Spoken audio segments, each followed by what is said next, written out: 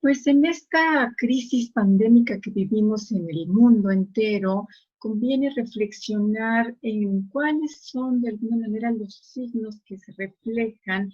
en esta crisis que golpea por todos lados. Me parece importante comentar que comienza como una crisis sanitaria, pero que inmediatamente golpea a muchos otros rubros de la sociedad, golpea la economía,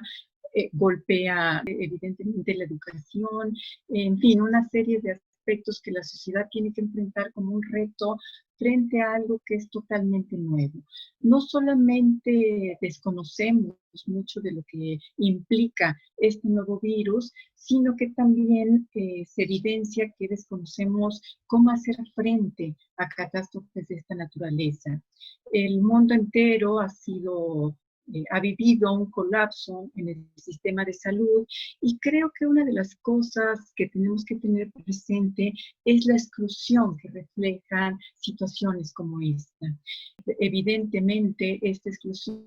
no se vive igual en países europeos que en países de América Latina y todavía nos queda por ver cómo se va a vivir esta pandemia en países como África. Pero creo que una cosa que sí podemos ver es que, por ejemplo, hay poblaciones que son mucho más desfavorecidas tradicionalmente, como es el caso en Europa de la población migrante, como es el caso en América Latina también de la población migrante, pero añadamos a la población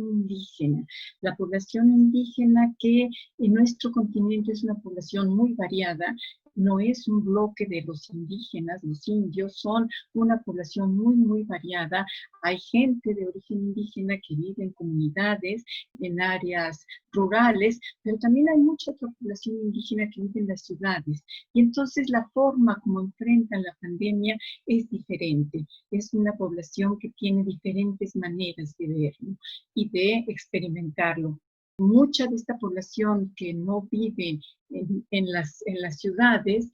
su modus vivendi suele ser la agricultura, suele ser la elaboración de artesanías y en particular esta elaboración de artesanías ha sido fuertemente golpeada por la imposibilidad de mucha de la gente de tener o de poder salir.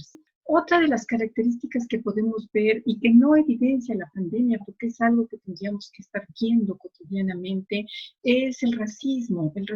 que caracteriza a nuestras sociedades, la violencia que se vive tanto al interior como al exterior de las comunidades. Y cuando hablo del exterior me refiero, por ejemplo, a todas estas compañías mineras que se han establecido en territorios que suelen ser habitados por comunidades indígenas y cómo les golpea toda esta forma de extracción salvaje contra el medio ambiente, salvaje contra las poblaciones y salvaje contra los recursos naturales y que de antemano golpea fuertemente a la salud. Veamos que en muchos de estos lugares